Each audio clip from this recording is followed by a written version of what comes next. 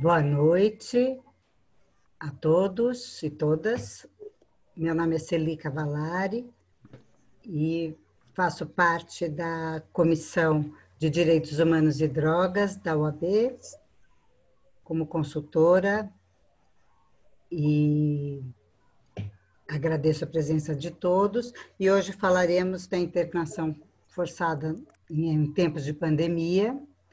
Vamos começar com o Lúcio Costa, que é psicólogo, psicanalista, mestre em educação, comunidade e movimentos sociais pela Universidade Federal de São Carlos, a UFSCar, é membro do Instituto Virgínia Bicudo da Sociedade de Psicanálise de Brasília e perito do Mecanismo Nacional de Prevenção e Combate à Tortura. Então, o Lúcio vai falar por 10 minutos, cada palestrante falará por 10 minutos, depois o doutor Haroldo Caetano da Silva e o doutor Cristiano Marona falarão também por cada um por 10 minutos. Pedimos que as perguntas sejam feitas pelo recurso QIA do Zoom e faremos um debate e mais 10 minutos para cada um para dar continuação com as perguntas dos participantes, tá bom?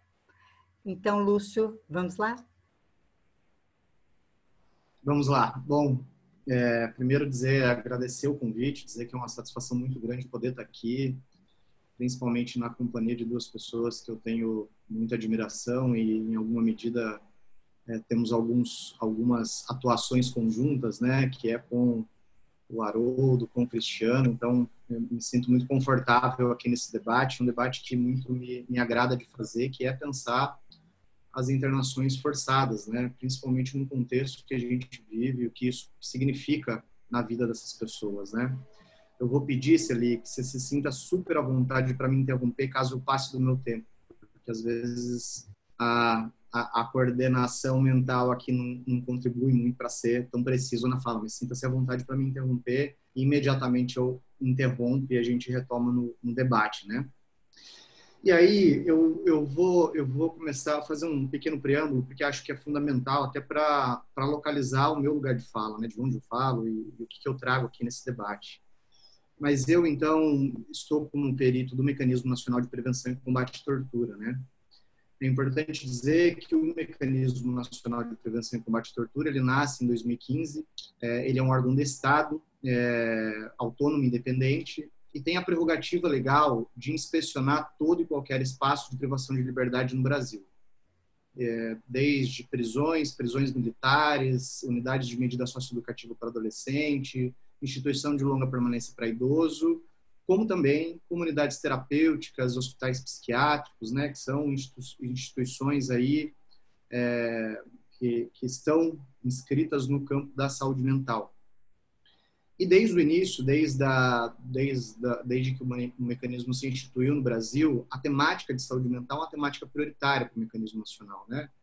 Nós temos é repetitivo até falar isso, mas nós temos um caos no sistema prisional e, da mesma forma, ocorre em todas as instituições de privação de liberdade. Inclui-se aí também as instituições associadas, eu não gosto de dizer que são instituições de saúde mental, porque na prática não são, mas que estão inscritas nesse campo, né?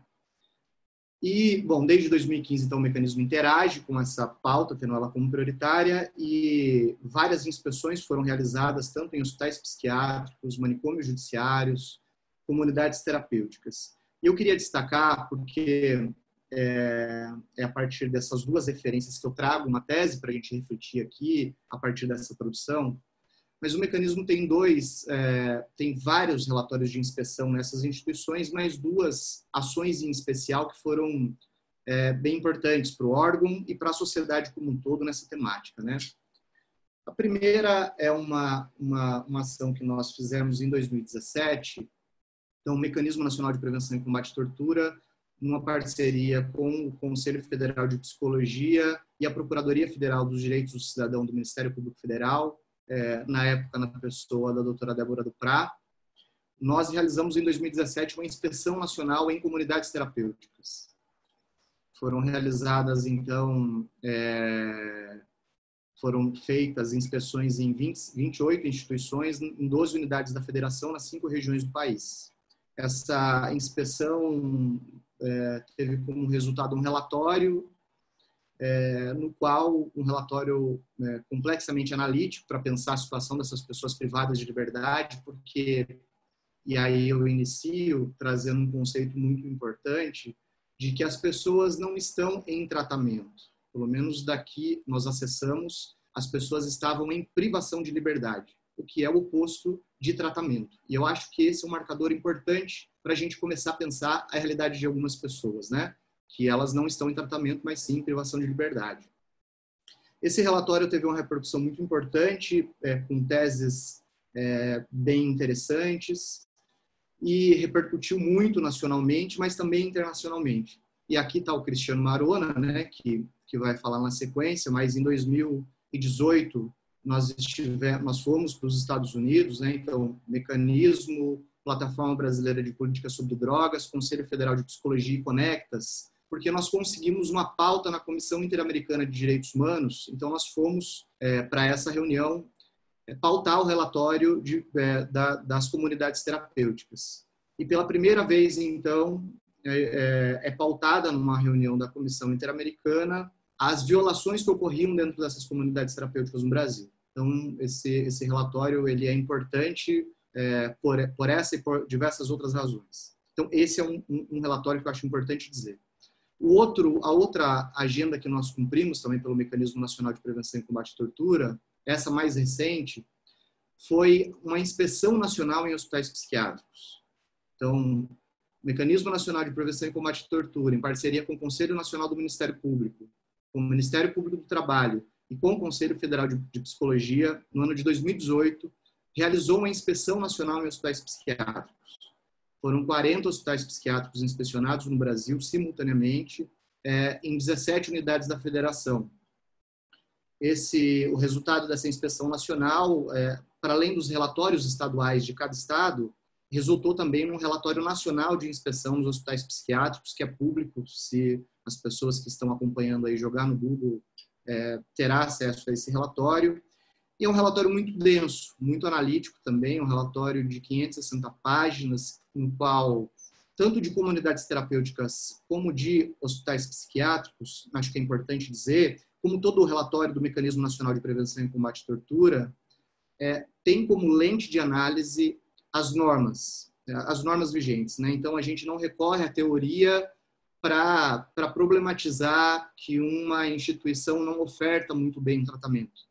A gente recorre às normas, à legislação e às diretrizes normativas que dizem o que deve ter e o que não pode existir em instituições de privação de liberdade. Então, os dois relatórios, ambos foram analisados sob essa perspectiva e traz, tanto das comunidades quanto dos hospitais, teses bem interessantes, fundamentalmente sobre o nosso tema de hoje, que é a internação forçada. E aí, eu mencionei esses dois relatórios, porque parte da ideia que eu vou trazer aqui também estão nesses relatórios e está apoiada nesses relatórios, né? E há um ponto de interação entre esses dois relatórios, que diz respeito à internação forçada e o desrespeito à anuência do sujeito para o tratamento. Então, tanto o relatório de comunidades terapêuticas quanto de hospitais psiquiátricos tem aí em comum um modus operandi que é a internação forçada e o desrespeito ao consentimento livre esclarecido das pessoas que estão em processo de tratamento. Bom, a partir daí, então, eu entro em algumas questões e vou tentar acelerar um pouquinho, porque, né, o nosso tempo é curto. E aí eu queria trazer algumas questões para a gente refletir como ponto de partida, né? Primeiro, é importante caracterizar que, do ponto de vista constitucional, quer dizer, a nossa Constituição Federal, ela define saúde como um direito do cidadão e um dever do Estado. Parece uma colocação muito óbvia, mas o que a gente vê acontecer na prática é o contrário disso. A saúde como um dever para alguns. Então, é como se a pessoa fosse obrigada a se tratar. e isso não é verdade. Quando isso acontece, inclusive, é contra a Constituição, porque acesso à saúde é um direito do cidadão e um dever do Estado. O cidadão não é obrigado a se tratar por nada. Eu uso sempre um exemplo que, se eu tiver com um câncer, por exemplo, e eu não quiser seguir um tratamento, e, sei lá, minha família resolver ir no Ministério Público ou acionar o judiciário para uma internação compulsória. Não existe parâmetro na legislação brasileira que autorize, que determine o meu tratamento. Eu me trato se eu quero me tratar. Então, qualquer tentativa que me obrigue a ser tratado é inconstitucional. E esse é um ponto de partida fundamental para a gente compreender alguns cenários. A exemplo de pessoas que estão internadas aí em hospitais psiquiátricos e em várias comunidades terapêuticas no Brasil. Nós temos um marcador normativo no Brasil, que é a Lei 10.216, né, uma legislação de 2001, que estabelece ali, que traz à tona, o que dialoga com 3 tipos de internação: a voluntária, involuntária e a compulsória. Eu queria me ater sobre as duas, voluntária e involuntária, e imagino que muito provavelmente o Haroldo e também o Cristiano abordará um pouquinho da questão da internação compulsória, que é um instrumento, eu arriscaria dizer que o juiz que determina a internação compulsória com a finalidade de tratamento, ele está agindo à revelia da lei. Mas eu acho que tanto Haroldo quanto Marona poderá refletir um pouquinho sobre isso. Eu queria me ater à voluntária e involuntária.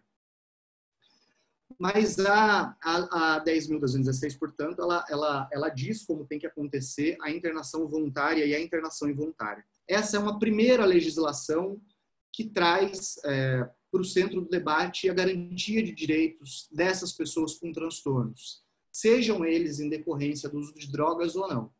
E esse é um outro aspecto interessante, porque por muito tempo no Brasil havia um argumento, algumas narrativas, principalmente de um campo específico, do campo que acredita na perspectiva manicomial, dizendo que a Lei 10.216 não alcançava pessoas que faziam uso de drogas, o que é um equívoco, é uma interpretação completamente esvaziada, sem sustentação. Porque, embora a 10.216 não fale sobre pessoas que fazem uso de drogas, nós temos um marcador que é o transtorno, seja ele em função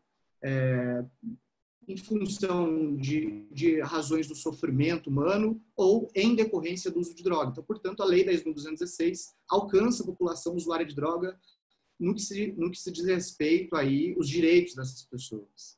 Mas nós não temos só a legislação, só a 10.216. Esse é um outro desafio que nós temos para ser superado no Brasil. Nós temos outras legislações, a exemplo da Convenção sobre os Direitos da Pessoa com Deficiência. E esse é um debate muito difícil para fazer e de muito difícil compreensão do campo jurídico, inclusive. Porque se é verdade que a 10.216, por algum tempo, foi tratada como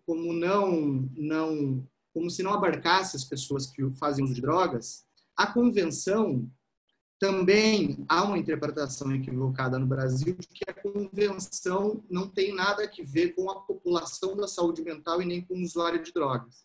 O que, na verdade, tem. A Convenção é um leque de direitos que protege as pessoas com transtornos mentais, sejam eles decorrentes do uso de drogas ou não. A Convenção ela tem status de emenda constitucional, portanto, ela está acima de todas as legislações vigentes no Brasil. Para alterar a Convenção, só alterando a Constituição brasileira. E ela traz uma série de direitos que amplia, que avança a 10.216 quando a gente pensa nesse público focal, né, da saúde mental. E como um desdobramento da Convenção, nós temos a Lei Brasileira de Inclusão da Pessoa com Deficiência, a LBI de 2015, que altera o Código Civil, inclusive uma série de questões afetas ao campo da saúde mental. É importante dizer que tanto a Convenção como a LBI, elas ressignificam o conceito de deficiência. Então, deficiência não é uma condição física de alguém. Deficiência, ela, tanto na própria Convenção e na própria LBI, eles fazem uma distinção entre deficiência intelectual, deficiência mental, deficiência física e sensorial. Essa distinção entre deficiência intelectual e mental não é à toa. Fora do Brasil, é usado um conceito chamado de, principalmente na Europa, de discapacidade mental ou psicossocial. Quando a gente fala de discapacidade psicossocial, inclui-se aí as pessoas com transtornos mentais, sejam eles em decorrência do uso de drogas ou não. Portanto, essas duas legislações são fundamentais hoje na garantia de direitos dessas pessoas. E aí vem uma questão fundamental, né, que é diferenciar.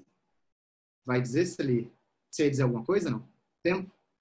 Legal. Não, eu só vou fechar essa parte, então, porque eu acho que o debate vai dar para a gente avançar, né, e trazer mais reflexões. E só para concluir o raciocínio no seguinte sentido, de que é fundamental que a gente distingua tratamento de privação de liberdade. Porque há essa confusão. Às vezes a gente compreende que uma pessoa privada de liberdade, ela está sendo tratada, mas ela não está. Tratamento, numa perspectiva da saúde pública, ela sempre tem que ser consensual e com a anuência do sujeito a ser tratado. Eu paro aqui e retomo, obviamente, depois as outras reflexões. Obrigado. Agradeço a sua apresentação, Lúcio, e muito esclarecedora e com vontade de quero mais. Agora vamos passar para a apresentação do Dr. Haroldo Caetano da Silva, graduado em Direito pela PUC de Goiás, mestre em Direito pela Universidade Federal de Goiás, doutor em Psicologia pela Universidade Federal Fluminense, promotor de Justiça do Ministério Público do Estado de Goiás. Autor de livros jurídicos, vencedor do prêmio Inovare com o programa de atenção integral ao louco infrator. PAIL. Doutor Haroldo, por favor. Obrigado, doutora Celi. Boa noite, Lúcio, Cristiano, todos os ouvintes, acompanhantes dessa live. É um prazer, mais uma vez, estar aqui com vocês. Com o Cristiano já estive em outras ocasiões, Lúcio também, enfim. É sempre bom estar presente, cercado de gente boa, de gente bacana como vocês. E é muito honroso para mim poder participar de mais essa discussão aqui promovida pela OAB. O Lúcio adiantou algumas questões que eu reputo, acho que muito importantes para essa discussão que está se travando aqui, que é a ideia da internação enquanto dispositivo de saúde, não enquanto dispositivo de privação da liberdade. Isso é importante até porque, historicamente, a ideia de internação está ligada, desde o século XVII, o Michel Foucault relata isso em História da Loucura, a internação está relacionada a um dispositivo autoritário, punitivo, encarcerador, que se volta para as populações periféricas, populações indesejáveis, que povoam ali as grandes cidades da Europa e que são, então, objeto ali do que Foucault chama de a grande internação. E esse movimento, enfim, é secular, né? Já são mais de 400 anos dessa prática. Então, na subjetividade, está muito vinculada a ideia de internação enquanto punição, enquanto ideia de castigo mesmo. Essa modificação da internação para ser vista como um dispositivo de amparo, de cuidado, de saúde, parece-me que é algo mais recente, porque ali no século XVII, como visto, essa ideia já era apresentada como um dispositivo voltado para as políticas de higienização das grandes cidades da Europa. Então,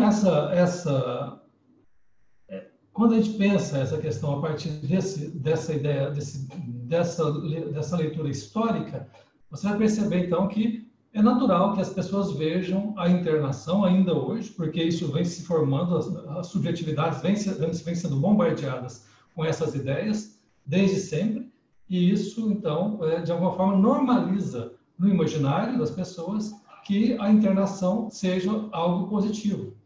Então, mesmo sendo um dispositivo encarcerador, como o Lúcio bem destacou, a internação ela é utilizada como um eufemismo para uma ideia de que as pessoas estão sendo cuidadas, estão sendo amparadas. Isso a gente vê, inclusive, com a sua utilização de maneira bem eufemística quando você vê ainda hoje, por exemplo, no direito brasileiro, a palavra internação sendo utilizada para o aprisionamento de adolescentes, né? O adolescente em conflito com a lei não vai preso, né? Embora eles estejam presos de fato nos presídios juvenis, na legislação consta que eles estão internados em medida socioeducativa. Então a gente cria essas ideias que vão, de alguma forma, amenizar aquilo que de fato as coisas são. Então, daí você vê o eufemismo. O mesmo acontece em relação ao louco infrator, né? Em muitos estados brasileiros, quase todos, salvo raríssimas exceções, Goiás, felizmente, é uma dessas exceções, o louco infrator ainda é levado para o encarceramento em manicômio judiciário. Contudo, a palavra que é utilizada pelo juiz na sentença é que aplica uma medida de segurança na modalidade de internação. Então, a ideia de internação ela vem sendo construída com um sentido bem diverso daquilo que, de fato, a prática do cotidiano, digamos, forense, impõe, que é, basicamente, que essas pessoas são levadas para o encarceramento. Pensando, fazendo esse destaque, dando um salto, porque o tempo é curto, pensando hoje a legislação posta para lidar com a internação, a gente percebe que existe uma regulação clara no campo da atenção psiquiátrica no Brasil. Existe a Lei 10.216, que é taxativa quanto à forma que se deve dar, ao atendimento que se deve prestar à pessoa que tem transtorno mental. Então, a Lei 10.216, a nossa lei antimanicomial, ela prevê os direitos da pessoa com transtorno mental e prevê como essa pessoa deva ser tratada. Então, ali, quando a Lei 10.216 fala em internação, ela, de alguma forma, afirma a ideia de internação, de fato, como um dispositivo sanitário, não um dispositivo encarcerador ou de segurança, ou um dispositivo higienista, como foi utilizado lá nos primórdios. A internação, na Lei 10.216, é um dispositivo de saúde voltado exclusivamente aos interesses do próprio usuário desse serviço. Então, esse é um ponto fundamental. Bom, com isto, nós temos que pensar agora sobre a legalidade de se fazer uma internação contra a vontade do indivíduo. Lúcio traz para a discussão a Lei Brasileira de Inclusão. Eu vejo com alguma ressalva a utilização desse ato normativo, embora seja um ato normativo importante nessa questão da pessoa com deficiência, de uma maneira geral, mas a Lei Brasileira de Inclusão, enfim, a convenção que dá origem a essa lei também, prevê que a lei prevê que a pessoa com deficiência a que ela se refere é a pessoa com longo tempo de dependência, digamos assim, né? Uma limitação de longa duração. O artigo 1º da lei, o artigo 2º da lei já fala nisso. De maneira que vincular a ideia de deficiência ao dependente químico não me parece adequado, embora em determinadas circunstâncias isso seja possível de se sustentar. Então, como regra geral, não me parece aplicável. Contudo, volto à Lei 10.216, que regula integralmente esse tema, com uma novidade boa, que foi a alteração que foi introduzida na legislação de drogas no ano passado. Em 2019, temos, então, a modificação da Lei de Drogas, que passou a regular exclusivamente no que diz respeito à pessoa que faz uso abusivo de substâncias psicoativas, que faz referência expressa, portanto, ao dependente químico, e a Lei 11.343, a Lei de Drogas, prevê agora como deve ser feita, quando necessária, a internação do dependente químico. E essas regras que foram trazidas ali no ano passado, que são regras recentes, que muita gente desconhece ainda, inclusive gente do direito, gente que está fazendo sentenças, gente que está no Ministério Público, juízes, promotores, defensores, gente que deveria conhecer, se empoderar desses dispositivos, ainda desconhece, mas tem uma regra muito positiva dentro da Lei de Drogas, que, primeiro, define o que são comunidades terapêuticas, que é um grande problema que o Brasil enfrenta. A Lei de Drogas, em 2019, vem alterada e define o que é uma comunidade terapêutica e qual a sua destinação. E a própria Lei de Drogas, agora, desde julho de 2019, prevê expressamente que a comunidade terapêutica não é lugar para a internação de dependente químico. Então, em comunidade terapêutica, não é lugar de internação. Por quê? Porque a comunidade terapêutica, como disse Lúcio em determinado momento, não é um dispositivo de saúde, não é um equipamento de saúde. A comunidade terapêutica tem uma natureza distinta. A gente até nem sabe muito bem que natureza é essa da comunidade terapêutica, mas dispositivo de saúde ela não é. E a própria lei de drogas agora reconhece expressamente isso e veda, de forma absoluta, a internação nesses lugares. Então, como é que vai ser a internação da pessoa que tem dependência química? Então, a internação, quando necessária, ou quando indicada, enfim, por um laudo médico circunstanciado, na sua necessidade, ela vai se dar da maneira definida na própria lei de drogas. Onde? Na comunidade terapêutica? Não, porque a comunidade terapêutica agora é um lugar exclusivamente voltado para o tratamento da dependência química, sim, mas lá na comunidade terapêutica, a inclusão do indivíduo é voluntária. E as portas agora são abertas, o indivíduo sai a hora que quer. Ele não precisa mais, ele não está mais dentro de um dispositivo fechado. A comunidade terapêutica foi repensada em 2019, do ponto de vista normativo. A internação, então, não vai acontecer lá. Onde vai acontecer? Naquilo que o próprio sistema prevê como rede de atenção psicossocial. Então, a internação do dependente químico vai acontecer nos mesmos moldes, é claro, guardadas as peculiaridades de cada caso em particular, e as peculiaridades da dependência química, propriamente dita, mas ela vai acontecer, caso necessária a internação, na rede de atenção psicossocial. E qual que é o dispositivo, o equipamento da lei da rede de atenção psicossocial adequado para a internação? O leito psiquiátrico em hospital geral, regra geral. Ou um dispositivo que agora possa ser utilizado, mas que seja ou então um dispositivo da rede de saúde que possa ter essa destinação reconhecida, não uma comunidade terapêutica.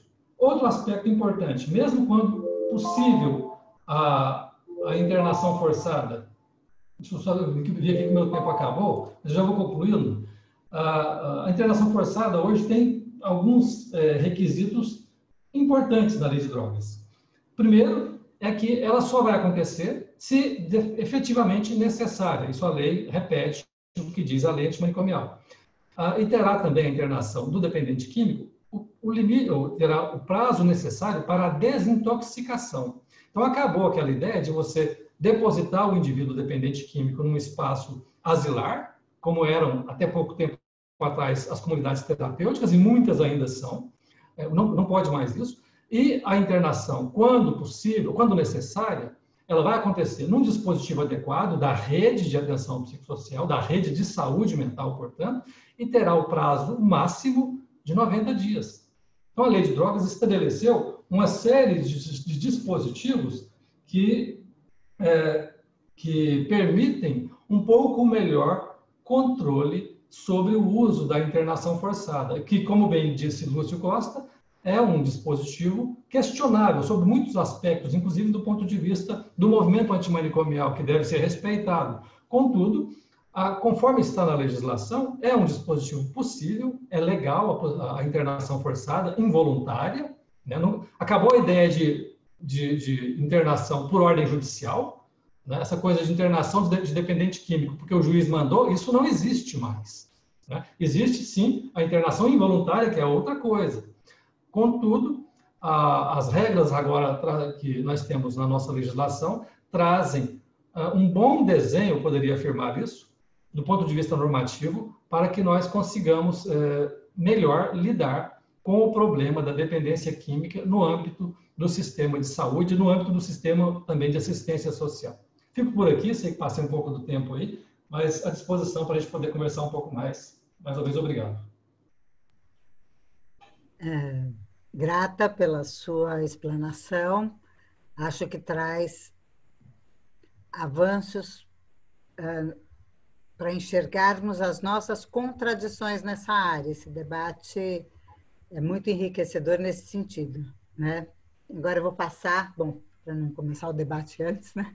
Vou passar a palavra para o Cristiano Marona, que é coordenador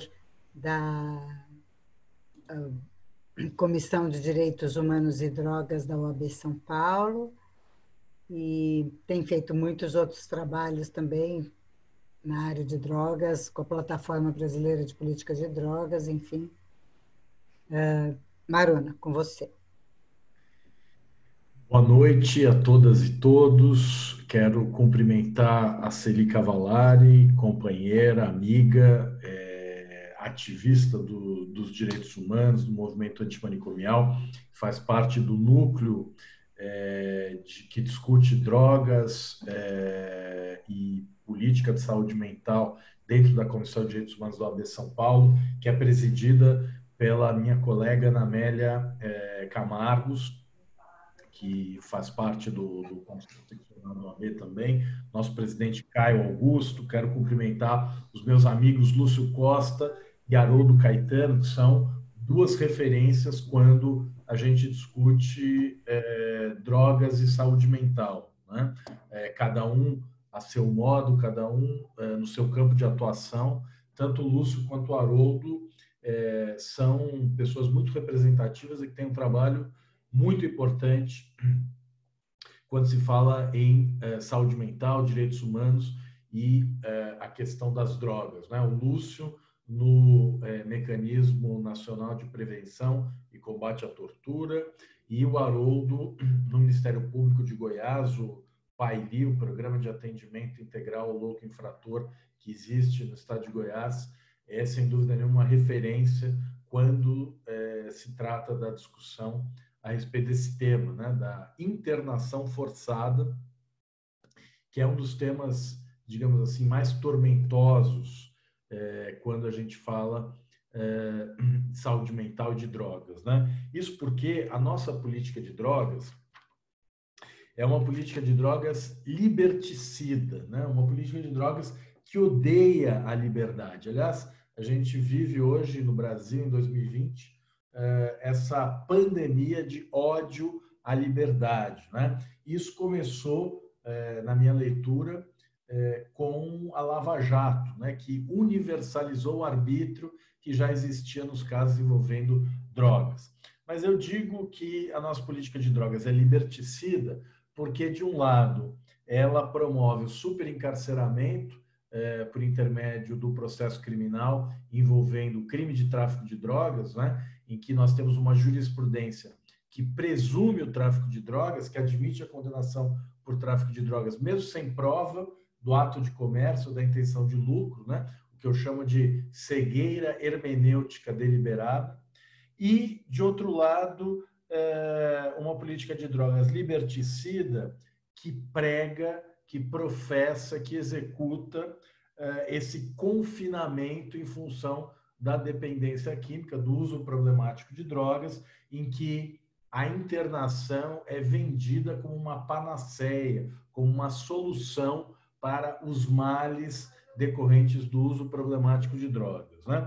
E portanto, uma política de drogas liberticida baseada no confinamento e que, como mencionou o Haroldo, confunde, falando em termos jurídicos, né, a natureza jurídica da internação involuntária, que é uma modalidade de tratamento em saúde, né, prevista e regulada na Lei Antimanicomial, Lei 10.216 de 2001, e, de outro lado, a internação compulsória, que espécie do gênero sanção penal, né? Uma sanção penal prevista para casos de imputabilidade e semi-imputabilidade e que sempre pressupõe a prática anterior de um delito. No entanto, quando a gente vai pesquisar as decisões judiciais, quando a gente vai buscar precedentes naquilo que a gente chama de jurisprudência, né, que é o conjunto de decisões judiciais a respeito de uma matéria, a gente encontra várias decisões autorizando que juízes decretem a internação de pessoas por conta do uso problemático de drogas, normalmente em função do pedido de familiares, né? E a fundamentação é a mais diversa. Então, uma delas diz aqui: a saúde é direito fundamental amparado na Constituição da República, existindo responsabilidade solidária e conjunta de todos os entes federados no fornecimento de terapias voltadas à sua efetividade, né? Uma outra decisão diz assim: cuidantes de demanda envolvendo debate sobre o Estado e a capacidade civil do indivíduo, porquanto necessária sua internação diante da dependência química, é competente para processamento e julgamento do feito a vara de família, né? Então, existe toda uma jurisprudência baseada nesse poder inexistente de juízes poderem internar o indivíduo por conta do uso problemático de drogas. E normalmente se utiliza o dispositivo previsto na lei civil relacionado à interdição, que não contempla essa hipótese, né? A interdição é um instituto exclusivamente voltado para a proteção do patrimônio, não para a proteção da saúde. Mas essa é uma confusão que revela o estado da arte dessa discussão sobre a internação no caso de uso problemático de drogas, né? O Haroldo tem escrito sobre isso, no sentido de que qualquer restrição indevida da liberdade do indivíduo é abuso de autoridade, se não for tortura, né? Porque submeter os indivíduos à internação involuntária por conta do uso problemático de drogas, sem dúvida pode implicar também submeter a maus tratos, submeter a torturas, a trabalhos forçados. E a gente não pode esquecer que a internação forçada ela faz parte de um ideário que segue as diretrizes do proibicionismo, né? Da guerra às drogas. E a única postura desse ideário proibicionista é o não uso, é a abstinência. Tanto que essas mudanças que foram feitas na lei de drogas, que o Haroldo mencionou, tiveram também por objetivo tentar excluir a redução de danos de qualquer documento legal, né? O governo federal editou uma série de decretos, mudou completamente o Conselho Nacional de Política sobre Drogas, né? O CONAD, excluiu completamente a participação da sociedade civil do CONAD. Então, por exemplo, a Ordem dos Advogados do Brasil, o Conselho Nacional do Serviço Social, o Conselho Federal de Psicologia, uma série de representantes de conselhos profissionais, de representantes da sociedade civil que tinham assento no CONAD, foram excluídos por meio de um decreto, né? Inclusive, o PLC 37, que deu origem a essa alteração na Lei de Drogas do ano passado, de autoria do Osmar Terra, previa uma série de regras e, no fim, muitas delas foram vetadas para permitir o uso não da lei, mas de decreto. Portanto, tentando alterar a composição do CONAD por meio de decreto, o que contraria, a meu ver, a política nacional de participação social, que tem assento, que tem previsão na Constituição, né? E uma outra faceta desse movimento,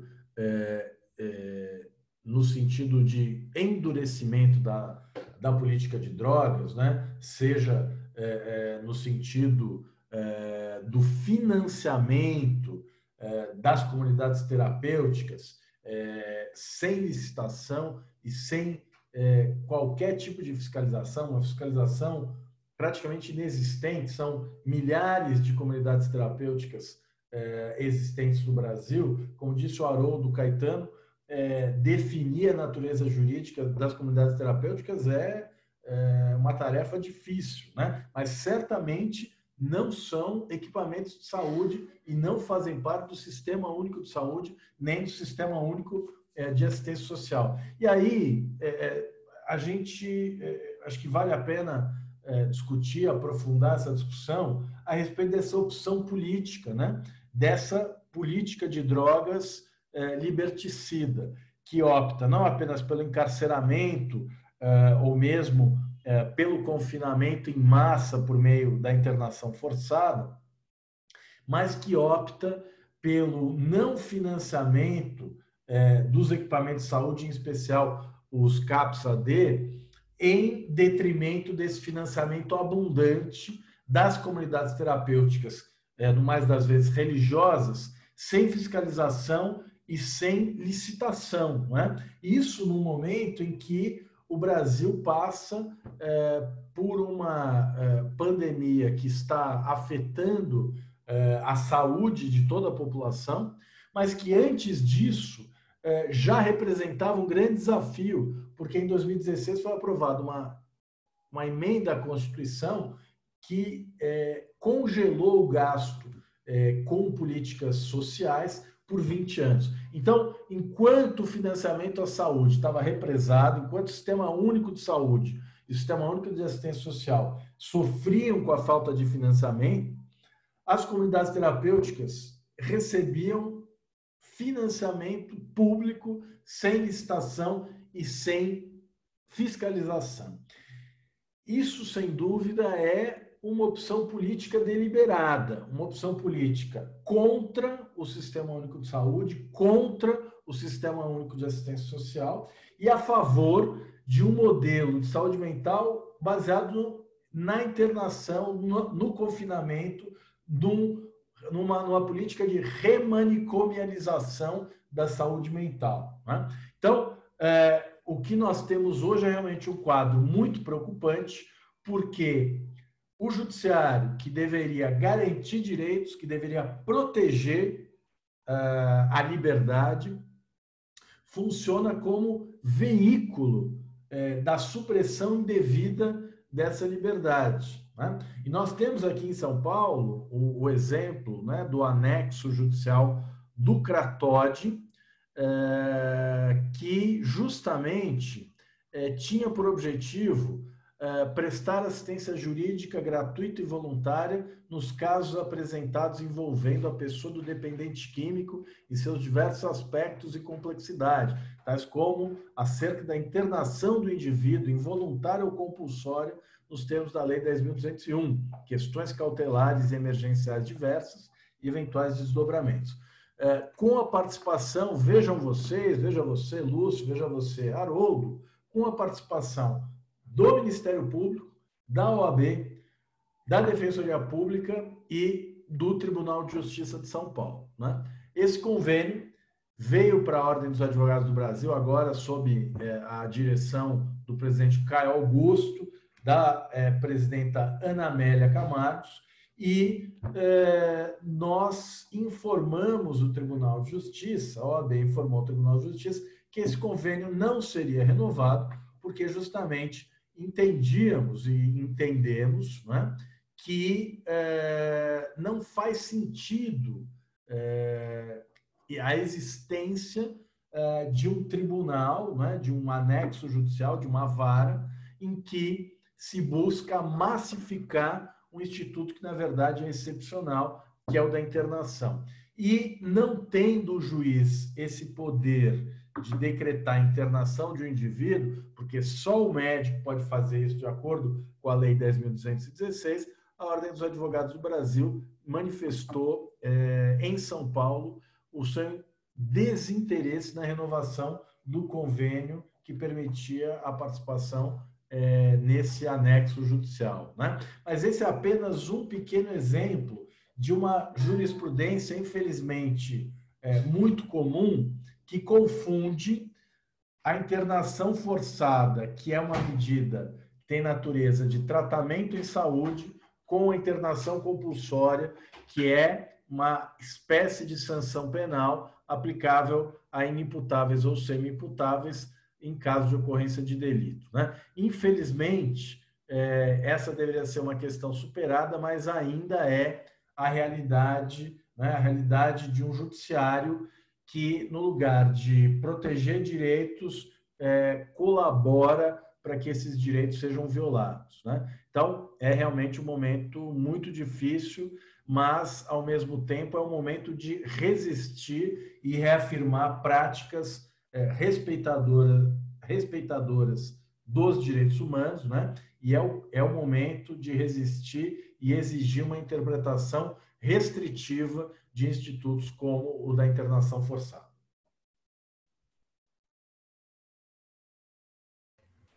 Grata, Cristiano. E nós vamos dar início ao debate, né, com algumas perguntas para que vocês possam depois fazer uma outra apresentação de mais um tempo, né? E aí tem algumas perguntas. Eu sou psicóloga, psicanalista, e uma vez eu dei supervisão para uma equipe do Equador que veio conhecer os nossos trabalhos. Era na área de AIDS, de redução de danos, enfim. Eles disseram assim... Não, do Equador não. Eles tinham passado... Era uma equipe do Equador com uma equipe da África. E aí eles me disseram assim, os africanos, eu queria entender uma coisa da cultura de vocês. Por que quando as pessoas mais precisam, vocês internam e tiram da família? Em várias situações. A gente continua com isso, mas assim, me deu um alívio a pergunta deles, porque eu pensei que não é em todas as sociedades que isso ocorre, né? Mas nós temos quase esse vício, né? Então, acho que tem várias perguntas aqui, né? Uma é de um pedido de material, uma pergunta anônima, né? Devido a poucas informações na descrição do documento da palestra e por ser um tema inédito, ao meu ver, queria saber se tem algum roteiro ou referência que possa usar ao acompanhar. Também, e aí a pessoa pede informações sobre o certificado que estão no chat, tá bom? Outra é que está subentendido os relatos pelos facilitadores de hoje como algo objetivo. E a pessoa pede para que vocês explanem um pouco o que o subjetivo de tudo que trata essa temática tem de maior relevância. Né? A alma disso, né? É o que eu entendi dessa pergunta. Tem uma né? A pergunta anterior é do Heitor Pimentel. A Beatriz pergunta se pode se ligar a política antidrogas liberticida a um comportamento higienista.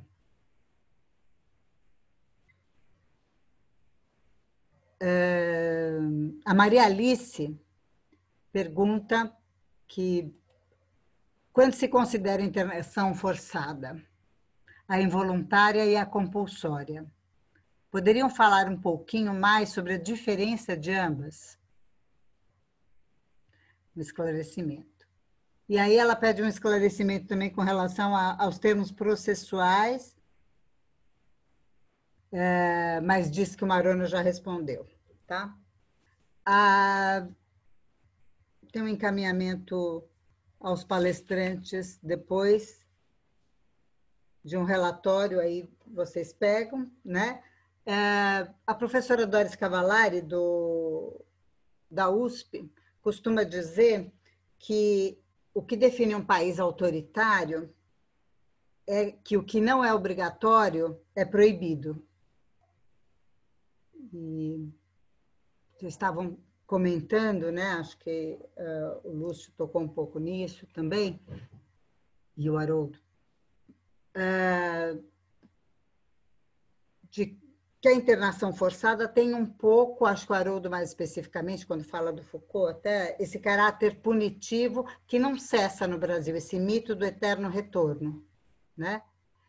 E que fica uma ambiguidade com relação à questão do tratamento vinculado à internação, que é como é que a comunidade terapêutica não é um equipamento de saúde, mas está na RAPS. É, no mínimo, um mecanismo perverso esse. Né? Então, que é Uma outra coisa, não sei se o Lúcio está ou não no Conselho de Psicologia, a vinculação, mas assim,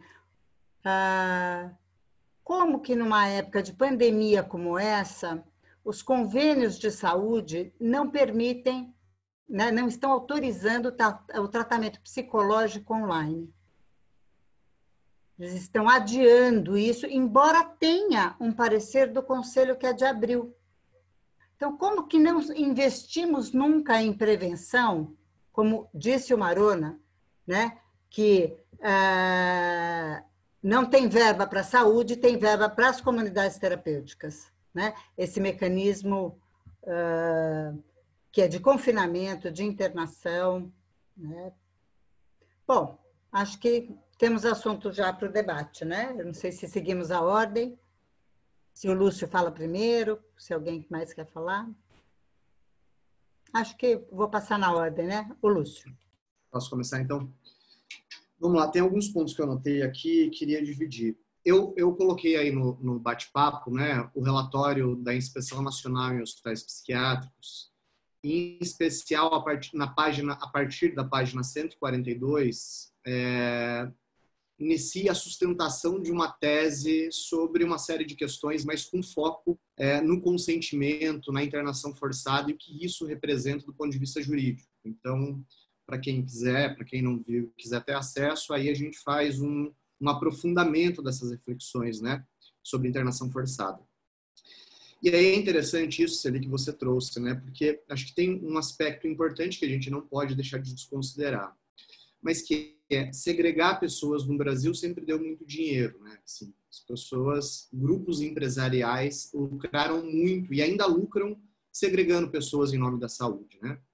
E em nome da saúde pública, muitas violações de direitos são cometidas. Isso, lembrando de hospitais psiquiátricos, lembrando de clínicas que ofertam tratamento para pessoas que fazem uso de drogas, comunidades terapêuticas, mas não só, não sei o quanto que vocês lembram aqui, se em algum momento já olharam para isso, mas na década de 80, por exemplo, nós tínhamos uma intervenção do Estado na vida de pessoas que, à época, tinham lepra. Então, quer dizer, o Estado promovia, em nome da saúde, uma interdição naquela família e, compulsoriamente, segregava aquelas pessoas. Hoje, essas pessoas sobreviventes dessa época recebem, inclusive, uma reparação pecuniária do Estado, porque o Estado reconhece que a intervenção ela não era uma intervenção de saúde. Isso causou danos na vida de milhares de pessoas. Mas o que eu quero dizer é que, em nome da saúde pública, muita violação de direito é cometida e a gente tem que ficar atento com isso, né? Acho que tem uma questão muito importante que apareceu aqui, eu não lembro se foi muito bem pelo Aro, acho que foi pelo Marona, e também tem uma questão que vai ao encontro disso, do Constantino, que comentou aí no bate-papo. E veja que interessante, né? A afinidade da LBI com os direitos das pessoas, sejam usuários de drogas ou pessoas com transtornos mentais, ela se expressa de várias formas, né? A exemplo da curatela. O Marona sinalizou isso, mas hoje, por exemplo, a curatela, não, eu vou inverter. Acho que tem um debate a ser feito, que é um debate fundamental, sobre o que popularmente se chama de figura do responsável legal. Então, veja, existe uma narrativa em instituições manicomiais dizendo o seguinte: o sujeito não responde por si e quem autorizou esse procedimento foi o responsável legal. No relatório dos hospitais psiquiátricos, a gente faz um debate e sustenta a tese de que não existe a figura de responsável legal para a pessoa adulta. Nós não estamos falando de criança e adolescente, mas para a pessoa adulta não existe essa figura do responsável legal. E onde a gente se apoia para negar a figura do responsável legal? Um dos aspectos que nós nos apoiamos é a LBI. Porque a LBI é clara quando o que representaria essa figura do responsável legal juridicamente falando? O papel do curador. Quer dizer, o sujeito que é curatelado tem um curador e esse curador talvez pudesse se aproximar daquilo que a gente nomeia de responsável legal. Mas ainda para o curador, e aí a LBI cumpre essa função extraordinariamente, diz que o papel do curador, primeiro, que é escutar sempre o curatelado. E segundo, que o curador só pode atuar em questões patrimoniais e negociais. Ela proíbe que o curador decida pelo curatelado a possibilidade de tratamento. Então, ela proíbe, e vou dar um exemplo muito claro sobre isso. Numa das inspeções que nós fizemos, eletroconvulsoterapia. A gente visitou vários hospitais psiquiátricos que praticam eletroconvulsoterapia, e um desses hospitais que eu pessoalmente visitei, eu perguntei quem tinha autorizado a eletroconvulsoterapia num caso específico. E o médico disse, o responsável legal. Quer dizer, não existe essa figura do responsável legal do ponto de vista jurídico, porque ainda que tenha curador, o curador não substitui o desejo do sujeito no seu tratamento. Então, acho que esse é um ponto fundamental. E aí isso vai ao encontro da pergunta do Constantin, porque o Constantin dizia lá que ele faz uma reflexão sobre interdição civil e internação involuntária, né? Ou internação forçada. E antes da LBI, Constantin, eu não sei o quanto que você já refletiu sobre isso, né? Mas antes da LBI, que é aprovada em 2015, a interdição, o Código Civil dava à autoridade judiciária a possibilidade de internar involuntariamente alguém que não se adequasse na sociedade.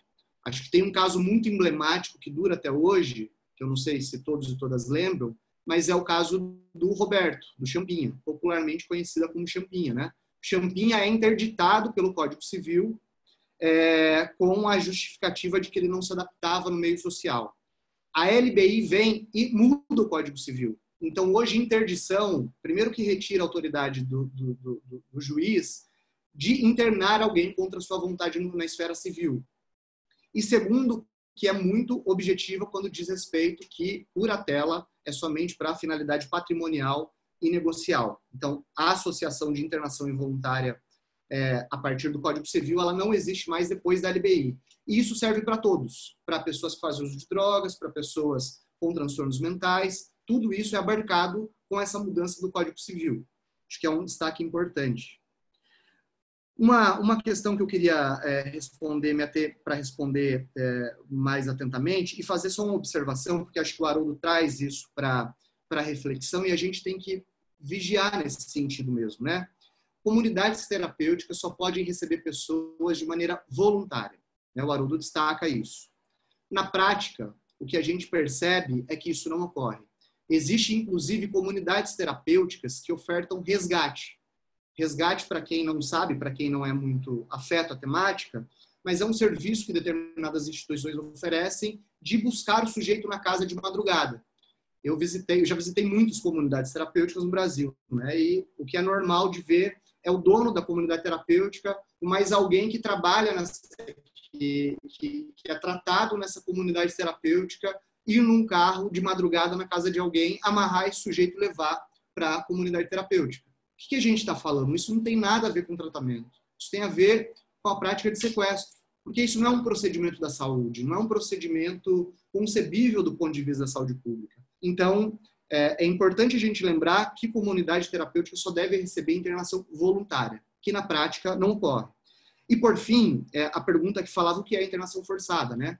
Eu queria só, e aí vou concluir minha fala, só fazer um marcador que eu acho importante. Isso a gente também faz nesse relatório dos hospitais psiquiátricos, né?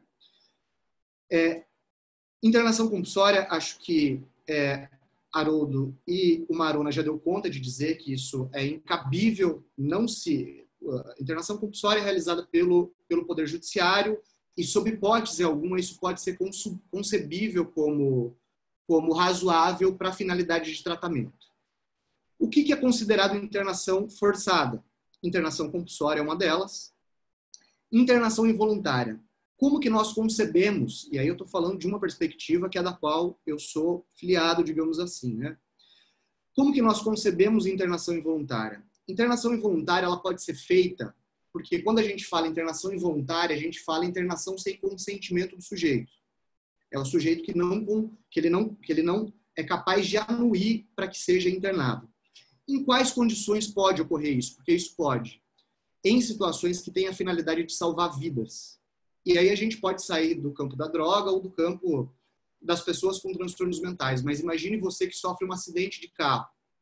Você está numa condição que você não consegue anuir que o SAMU te leve para uma internação num hospital para você cuidar daquilo. Isso é uma internação involuntária, porque não é consentida, mas é com uma finalidade de salvar a vida. Se essa perspectiva é aplicada para pessoas que sofrem acidente, essa perspectiva tem que ser aplicada para pessoas com transtornos mentais ou aquelas com uso problemático, em um momento muito circunstancial, de álcool e outras drogas. Então, a internação involuntária como uma medida de salvar vidas, mas não de tratamento. E aí tem uma questão importante. Internação involuntária é um procedimento. Tratamento é outra coisa. E a gente confunde, às vezes, internação como sendo tratamento. E a gente tem que desconstruir isso. Internação involuntária é um procedimento recursal para salvar a vida de alguém. Tratamento se dá numa outra perspectiva, de um outro jeito, que não trancando o sujeito. Porque isso não é concebido do ponto de vista da saúde pública. Fecho aqui. Obrigado, Celi.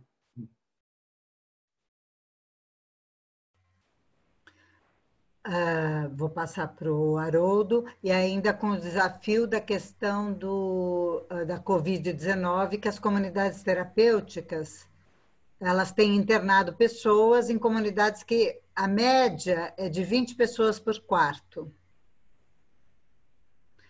contradizendo tudo que a saúde preconiza. Haroldo, por favor. Bem, depois que o Cristiano traz essa discussão mais, digamos, política diante da conjuntura que nós vivemos, eu acho que convém que eu faça aqui uma demarcação importante. Não é? Eu penso que um evento como este, né, promovido pela OAB, uma entidade que se volta sempre para a defesa de direitos humanos, ou quase sempre para a defesa dos direitos humanos, quando se discute essa temática, é que nós precisamos fazer desses momentos espaços de resistência contra o fascismo que já se instituiu no Brasil. Então, nós estamos diante de uma conjuntura política que em nada favorece discussões voltadas à preservação de direitos humanos. Não é? E não precisamos ir muito longe para entender o que isso, como isso vem acontecendo no nosso país. Hoje mesmo, todo mundo que é do direito acompanhou a sanção do presidente da República a uma legislação que trata do uso de máscaras como expediente de prevenção da Covid, de prevenção ao contágio da Covid. Ele simplesmente vetou o uso de máscaras, a obrigatoriedade do uso de máscaras nos presídios. Ora, nós estamos diante de uma prática assim, cuja feição não permite mais meias palavras para a gente descrever. Estamos diante de um ato genocida. Os presídios, assim como você lembra, Celi, as instituições onde há muita aglomeração de pessoas, porque são instituições totais, elas são espaços adequados à proliferação do vírus. E a gente já tem visto aí notícias, aqui em Goiânia tem acontecido, e eu tenho acompanhado nas redes sociais notícias de todos os cantos do país, não só o contágio, mas como mortes acontecendo já dentro das unidades prisionais. E o presidente da República veta a obrigatoriedade do uso de máscaras, que seria o elementar. Então, nós estamos diante, Cristiano, sim, de um ambiente fascista, de um ambiente em que discutir essas questões é um pouco mais complicado. Né? Porque, então, quando eu fiz a minha primeira intervenção, eu a fiz no sentido de tentar fazer valer aquilo que já está expresso na legislação, fazer do que está posto em lei instrumento em defesa de direitos humanos no campo da dependência química, no campo da drogadição, nessa matéria. E nós temos uma lei que tem muitas imperfeições, mas, ao mesmo tempo, nós temos uma lei que é solenemente ignorada nos seus aspectos positivos por quem deveria fazer valer aquilo que ali está exposto. Nós temos situações como a que o Lúcio remete, em que a lei antimanicomial, enfim, aliás, a Constituição, tudo que há de ato normativo nesse país é solenemente ignorado no caso do Roberto, conhecido como Champinha. Fizeram um manicômio judiciário exclusivamente para o Champinha, no estado de São Paulo. Contra tudo, contra qualquer tipo de legislação. Então, o que eu penso é que nós precisamos, quem atua na defesa dos direitos humanos, conhecer para aplicar dispositivos que possam contribuir nesse objetivo. Porque nós temos aí, no país todo, hoje mesmo um amigo, um colega do Ministério Público de Goiás me mandou uma decisão judicial em que um juiz fez exatamente isso que Lúcio Marona, e você também, se ele comentou, acho que alguém da plateia virtual também questionou, que é o uso da curatela cumulada com internação compulsória. Isso é uma aberração jurídica. Isso é uma aberração jurídica em que se nega completamente o que está disposto em lei e se constrói, completamente distante do que dispõe a legislação, uma jurisprudência fascista, porque ela impõe medidas punitivas, medidas de segregação contra pessoas que careceriam, como você lembrou aí na intervenção dos visitantes estrangeiros que vieram ao Brasil, né? Quando nós precisaríamos, nessas situações, oferecer amparo para essas pessoas, amparo psicossocial, amparo no sentido de fazer com que essa questão seja melhor equacionada dentro de um mínimo de racionalidade. É difícil falar em racionalidade no Brasil hoje, né? É difícil falar em liberdade, como o Cristiano disse, né? Falando, nós vivemos um momento liberticida. Sim, é difícil, né? Hoje, até li outro dia um conceito sobre fake news que é bastante esclarecedor, que ajuda a gente a entender melhor esses fenômenos, né?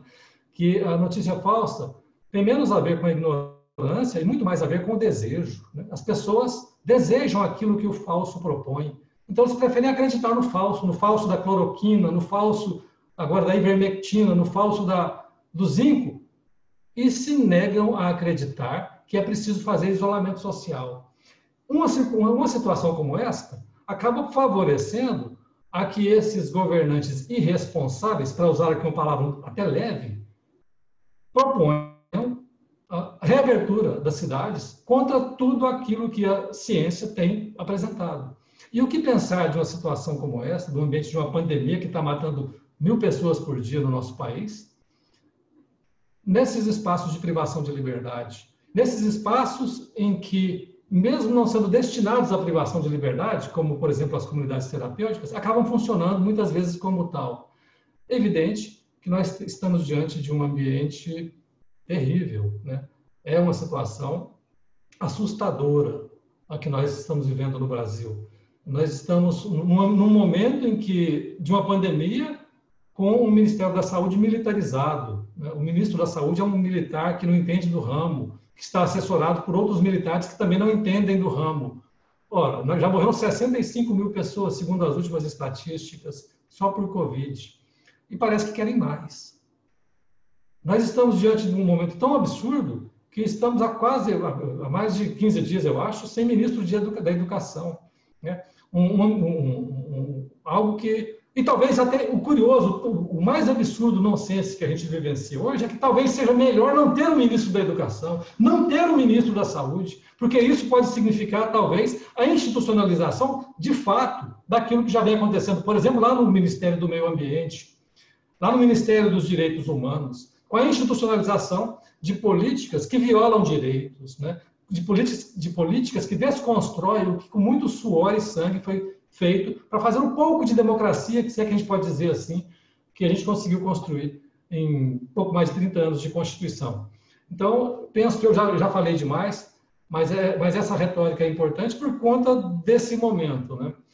Internação forçada, discutir internação forçada nesse ambiente é difícil, mas é possível a gente fazer com que esse tema seja relacionado com aqueles dispositivos que permitem algum tipo de avanço, ou pelo menos algum tipo de freio diante do avanço fascista. Porque nós temos, sim, dispositivos aptos na lei de drogas, na lei 10.216. Nós precisamos fazer com que os juízes, promotores de justiça, outros integrantes do sistema de justiça conheçam a Defensoria Pública, a lei antimanicomial, que é solenemente ignorada, que eles conheçam a lei de drogas nessas disposições mais recentes, que são disposições também solenemente ignoradas. Não cabe mais, pura e simplesmente, tratar drogas como um assunto de polícia, essa coisa da guerra, né, que impõe todo o problema que a gente enfrenta, né, que Cristiano fala disso muito bem. Nós precisamos de dar um salto em relação a isso e fazer um discurso mais objetivo, quem sabe, no sentido de propor pelo menos um freio a esses arroubos cada vez mais absurdos que o momento tem permitido acontecer no Brasil. Então, eu acredito que com a base normativa que temos, é possível resistir a esse fascismo que ainda é uma ameaça, quando não uma ameaça em muitas situações confirmada, nesse campo da política brasileira sobre drogas. Cristiano? Bom, respondendo aqui a Maria Alice Araújo, aliás, um abraço para a Maria Alice, que também faz parte do nosso núcleo, né? Um abraço para a Gabriela também, Gabriela Arima e o Constantin, que foram dois dos colegas aí que colaboraram com a realização desse evento, né? Trabalharam aí para colocar esse evento de pé, junto com a Comissão de Política Criminal e Penitenciária. Eu queria, então, responder a Maria Alice, que pergunta assim: em termos processuais, pode-se dizer que os semi-imputáveis e os inimputáveis são submetidos à internação forçada?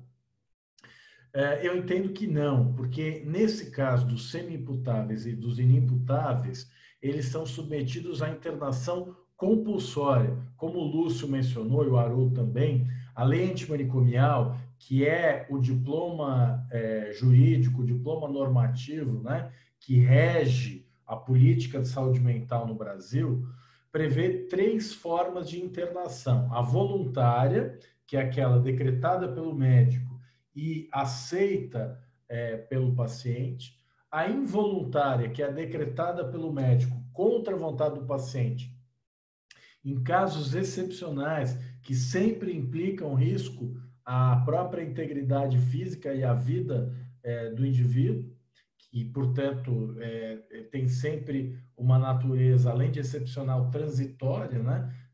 Vai durar o tempo estritamente necessário para ultrapassagem desse período de crise. E tem a internação compulsória, que só pode ser decretada por meio de uma sentença judicial em que a pessoa que é acusada de praticar um crime diagnosticada, classificada por meio de uma perícia como alguém capaz de ser culpada pelos seus atos, justamente por lhe faltar a consciência e a vontade, a capacidade de autodeterminação, né, como se diz no jargão jurídico. Então, nesses casos, não dá para falar, eu acho, em internação forçada, mas uma internação compulsória. E aí nós estamos falando de uma medida de segurança, né? Ela tem natureza de sanção penal, é uma medida de segurança que, diferentemente da pena, que é a sanção penal aplicável aos imputáveis e que tem uma natureza retributiva, uma função de castigo e punição, a medida de segurança tem uma natureza curativa, né? Por isso que o Haroldo Caetano, por exemplo, defende com acerto, a meu ver, a ideia de que a lei antimanicomial alterou o Código Penal e a lei de execução penal no sentido de definir o tratamento ambulatorial e não a internação como regra nos casos de delitos punidos com reclusão. Existe uma regra no Código Penal, na lei de execução, que diz que quando a pessoa é inimputável ou semi-imputável e o crime que ela praticou é punido com reclusão, que são os crimes mais graves, a regra deveria ser a internação, que das modalidades de medida de segurança, internação, tratamento ambulatorial, a internação é mais grave. Então, nos crimes mais graves, a medida de segurança aplicável deveria ser a internação. E o Haroldo Caetano a partir de uma interpretação constitucional da própria lei antimanicomial, diz que a lei antimanicomial, por ser posterior ao Código Penal Parte Geral e à Lei de Execução Penal, deve alterar a interpretação desses dispositivos no sentido de que, mesmo em casos de crimes punidos com reclusão, havendo a identificação da inimputabilidade ou semi-imputabilidade e aplicando-se a medida de segurança, mesmo nesses casos o tratamento ambulatorial deve ser a regra, porque justamente a lei antimanicomial, que alterou a Política Nacional de Saúde Mental, prevê como um dos seus princípios fundantes a ideia de um tratamento em benefício do indivíduo, né? E nós sabemos que, para beneficiar o indivíduo, é preciso restringir a sua liberdade o mínimo possível, de modo que o tratamento ambulatorial deveria ser a regra, mesmo nos casos de internação compulsória, né? E essa é uma interpretação que o Haroldo Caetano já faz há muito tempo. Uma outra coisa que eu queria mencionar, CONAD acabou de publicar uma resolução que regulamenta o acolhimento de adolescentes em comunidades terapêuticas, né? Uma questão extremamente polêmica, controversa, se já é inadequado, muitas vezes, o acolhimento que essas comunidades terapêuticas fazem dos adultos. Tem a questão, por exemplo, do trabalho forçado, a questão da submissão a digamos assim, um regime religioso que muitas vezes coloca em risco a própria ideia de Estado laico, né? No caso dos adolescentes, essas questões trazem ainda mais problemas, né? Se revestem de uma complexidade que recomenda que não haja possibilidade de adolescentes em comunidades terapêuticas. Mas, diante da pressão, né, da bancada evangélica e dos grupos de interesse que apoiam não apenas as comunidades terapêuticas, mas o seu financiamento com recursos públicos sem licitação, essa medida acabou de ser aprovada, né? E o Haroldo mencionou a questão do risco de Covid nos espaços de restrição de liberdade, né? Nós temos aí a recomendação 62 do CNJ, que é uma medida muito adequada e que, no fundo, tenta racionalizar o uso da privação da liberdade. Não precisava ter Covid para entender que, por exemplo, condenados por tráfico privilegiado não devem estar atrás das grades, eles devem ser punidos com penas alternativas à prisão. Não precisa da pandemia para entender que mulheres encarceradas por tráfico de drogas, que é um crime praticado sem violência ou grave ameaça, e que são gestantes ou têm filhos até 12 anos, não deveriam estar presas, né? Deveriam cumprir sanções alternativas à prisão, né? Mas essa é uma discussão que vai além, né, da questão da pandemia propriamente. Quando a gente analisa, por exemplo, a própria questão dos manicômios judiciários, como disse o Haroldo, né? Quer dizer, depois da lei antimanicomial, não pode mais ter manicômio judiciário, mas continua a ser uma prática. A própria questão do regime disciplinar diferenciado, né? Que é também uma forma cruel de privação de liberdade que foi institucionalizada, inclusive, por lei, né? Agora, essa recomendação 62 do CNJ é uma medida muito positiva e a Plataforma Brasileira de Política de Drogas lançou uma campanha Liberdade é uma questão de saúde pública, mostrando a necessidade de desencarcerar em nome da prevenção da pandemia. E os juízes e juízas brasileiros têm muita dificuldade de conceder liberdade nos casos da pandemia, dizendo que não há nenhuma prova de que os presos estão expostos a um risco maior do que as pessoas que estão em liberdade. Isso num país em que o próprio Supremo Tribunal Federal declarou o sistema penitenciário um estado de coisas inconstitucional, porque nele a violação de direitos é reiterada, né? As nossas prisões são campos de concentração onde a tortura é a regra, assim como os manicômios judiciários, né? Então, nós temos, infelizmente, voltamos para a questão já mencionada do judiciário não como um garantidor de direitos, mas como um violador de direitos, né? Aliás, o judiciário que tem uma crise existencial, não sabe quem... O Aurí Lopes Júnior fala muito disso, né? Quer dizer, enquanto os juízes não se reconhecerem como garantidores de direitos, enquanto os juízes acharem que são agentes de segurança pública e trabalham ao lado do Ministério Público e da polícia, nós, infelizmente, não temos motivo para ter esperança.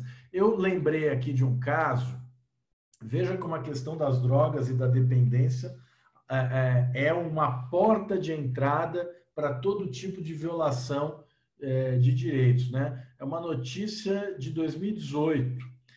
Uma decisão judicial obrigou a prefeitura de Mococa, em São Paulo, a fazer a laqueadura em uma mulher dependente química de 36 anos, que estava presa na época há 7 meses por tráfico de drogas, logo após ela dar à luz ao 8º filho em Mogi Guaçu. Houve recurso e o Tribunal de Justiça reformou a decisão, mas, infelizmente, isso só aconteceu 3 meses depois desse procedimento de esterilização ter sido feito.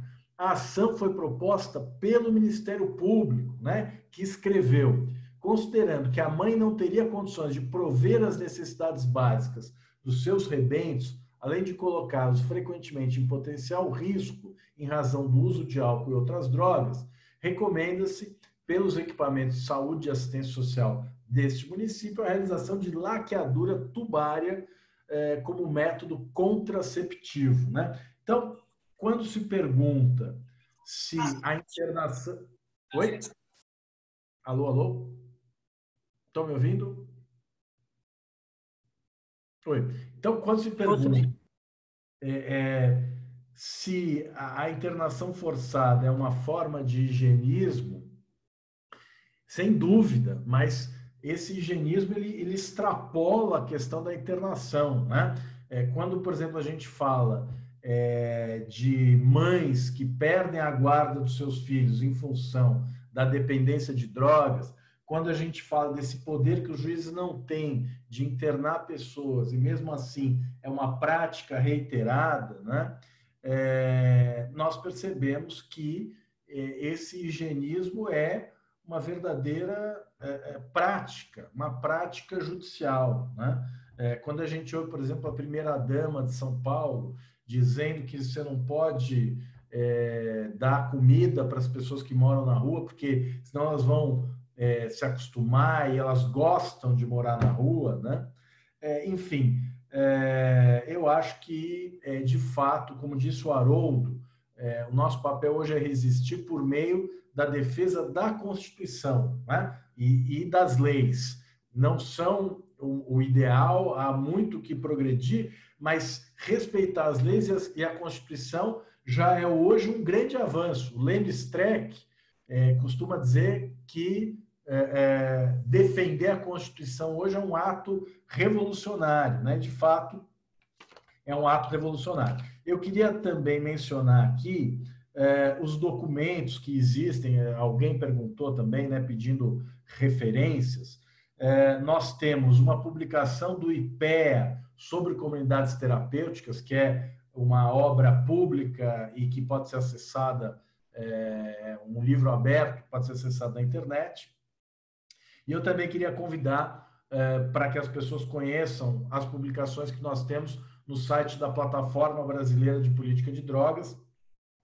Tem bastante material lá também sobre comunidades terapêuticas, sobre política de drogas em geral, sobre internação, né? Então, pbpd.org.br.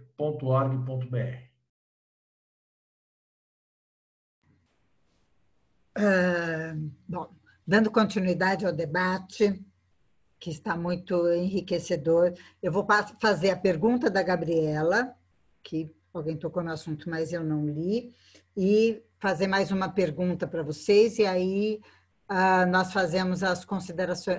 Já passo a palavra para vocês fazerem as considerações finais, e aí depois o encerramento, tá? Então, a Gabriela pergunta, a Gabriela Arima diz: nós sabemos que muitas comunidades terapêuticas são irregulares e não raramente são ambientes de violência e violações.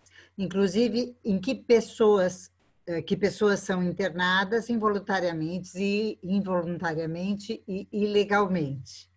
Como, por exemplo, uma mulher internada pela mãe sem qualquer tipo de fundamento e com laudo forjado de dependência química. Que tipo de direito ela pode pleitear?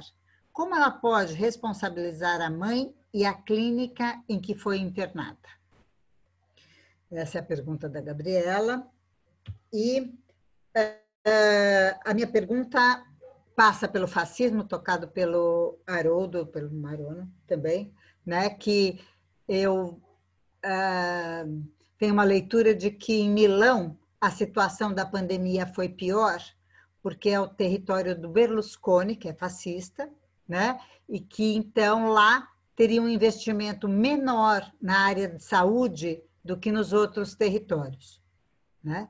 Então, o Brasil hoje está administrado numa situação gravíssima, né? E com, como comentou o Marona, com retenção de dinheiro da saúde e investimento nas comunidades terapêuticas, por exemplo, né? Que tem toda uma contradição na mistura do crime organizado, que o único jeito de você sair do crime é entrando para as igrejas, que os profissionais, na verdade, das comunidades terapêuticas são ex-usuários, né? Porque você só pode sair do crime fugindo ou entrando para a igreja. O único motivo de você sair do crime perdoado é entrando para a igreja. Essas igrejas são as igrejas que são isentas de impostos e bem próximas do relacionamento com o crime, com a questão da proibição, né? E que administram comunidades terapêuticas que recebem verba de vários ministérios, inclusive da saúde, para existir, né? Então, assim, além de genocida, parece que tem muita questão criminosa envolvida nessas ações governamentais, né? A gente, bom, Cristiano aponta que a Constituição seria um caminho de proteção. Eu acho que também, e do ponto de vista da saúde, eu queria saber como é que fica isto e quantas vezes os juízes descumprem a própria Constituição num território que é o território do abuso, né? Porque o Brasil é um país de abuso. Quem pode mais, chora menos, né?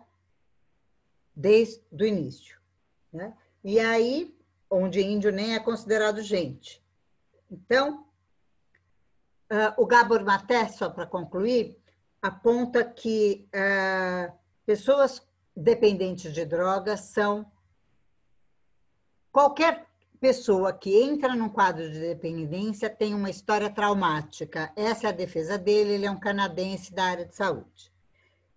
E, vamos, grosso modo, só que ele aponta que internações forçadas retraumatizam sistematicamente. Então, nós temos uma questão que é a internação forçada em termos de pandemia. Não só ela não protege as pessoas, como ela agrava todos os tipos de adoecimento, físicos e mentais. Como é que fica a questão do agravamento nesta condição abusiva da internação compulsória, entre outras coisas? Então, são essas duas perguntas e as considerações finais, tá bom? Então, vou passar para o Lúcio, vamos na ordem? Vamos lá. Bom, acho que por fim eu queria trazer, acho que eu vou falar e já vou agradecer, né, para a gente encerrar, porque estou entendendo que é esse o caminho. Mas eu acho que tem uma questão importante de a gente pensar aqui. Aliás, tem várias, né? E a gente poderia passar horas aqui discutindo sobre isso. Mas acho que é importante trazer um marcador importante de que as comunidades terapêuticas, acho que é isso, né? Elas funcionam, não se sabe como elas funcionam na realidade, né? Elas funcionam cada qual de um jeito, cada qual num formato, E essa é uma questão muito importante. Primeiro, porque ela traz para o centro do debate uma questão que para mim parece fundamental, que o Estado brasileiro não conhece as instituições que financia. O Estado brasileiro não conhece as comunidades terapêuticas no Brasil. E o Estado brasileiro não conhece os hospitais psiquiátricos no Brasil, que são polos de internação forçada. E aí essas duas instituições conversam. E vale destacar, e aí eu vou entrando num outro aspecto, que o Conselho Federal de Medicina, a Associação Brasileira de Psiquiatria, historicamente, sempre teve uma posição contrária às comunidades terapêuticas. Tem uma nota técnica do Conselho Federal de Medicina, inclusive, criticando os rumos do governo que em 2013, 2010, começa a abertura do Estado brasileiro para o financiamento de comunidades terapêuticas. Em 2011 isso se fortalece e até agora o caminho segue nessa mesma esteira, né? E em 2013 o Conselho Federal de Medicina inclusive se posiciona contrário ao rumo que o governo estava financiando, que era financiar comunidades terapêuticas. E hoje parece que mudou. Hoje o Conselho Federal de Medicina parece não ter mais críticas às comunidades terapêuticas. Isso tem uma razão de ser. No atual governo, na atual gestão que nós estamos, o governo ele conseguiu convergir os interesses dos manicomiais tradicionais com os novos manicomiais. Então, na medida em que... E como que o governo consegue resolver isso? Ofertando e abraçando o financiamento dessas duas políticas. Então, não é à toa que a sinalização do governo para essas entidades de classe conservadora é voltar com o hospital psiquiátrico no centro da rede de atenção psicossocial. Não sei se todas e todos sabem, mas no final de 2017 é alterada a portaria 3088, que cria a rede de atenção psicossocial, que até então não contava como hospital psiquiátrico como sendo ponto da rede. Final de 2017, eles mudam essa portaria e incluem o hospital psiquiátrico no centro da rede de atenção psicossocial. Então, o que o governo fez, principalmente essa atual gestão, se fortalece agora nessa atual gestão, é acomodar todos esses interesses. Lembrando daquilo que eu falava no início, que segregar pessoas sempre deu muito lucro. Então, com a acomodação dos interesses, você cria um ponto de convergência entre os velhos e os novos manicomiais, né? Você consegue dar vazão para esses grupos dentro desse governo. E acho que tem uma dimensão importante que a gente não pode perder de horizonte, que se engana quem pensa que o projeto de comunidades terapêuticas é único e exclusivamente um projeto de tratamento. As comunidades terapêuticas têm um projeto de sociedade.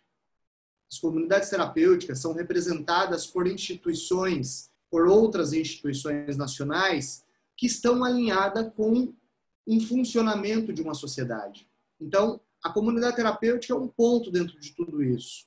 E eu costumo dizer, repito isso, nos últimos convites que eu tenho, de lives que eu tenho participado, eu tenho repetido isso insistentemente, porque eu acompanhei uma live realizada por representantes das entidades nacionais das comunidades terapêuticas, junto com a ministra Damares e com, hoje, antigo ministro, mas hoje deputado Osmar Terra, no qual o que eles menos discutiram foi o tratamento para a pessoa usuária de droga.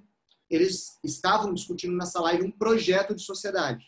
E eu acho que é importante a gente pensar sobre isso, que o cuidado tanto é um projeto de sociedade que hoje eles estão no parlamento de maneira significativa, né? Eles conseguem eleger deputados, eles criam uma base de eleição para que a sociedade funcione numa perspectiva. Nessa live que eu assisti, por exemplo, um dos representantes das comunidades terapêuticas pediu agora, então, deputado Osmar Terra, que o deputado criasse um projeto de lei preventivo para criança e adolescente. Qual que era a ideia do projeto? Que quando a família desconfiasse que aquela criança ou aquele adolescente fosse usar drogas, que tivesse autorizado ali embutido a internação compulsória dessas crianças e adolescentes. Quer dizer, uma perspectiva lombrosiana, né? Então você tem a figura do usuário inato, que quando você identifica, você já manda para internação para evitar que ele use drogas. Quer dizer, então acho que é importante a gente não deixar de dimensão que a gente não está falando de uma comunidade boa ou uma comunidade ruim. A gente está falando de um grupo que tem um projeto para essa sociedade e que é um projeto que não é plural, é um projeto que serve o funcionamento de uma sociedade do qual a maioria de nós não compartilha.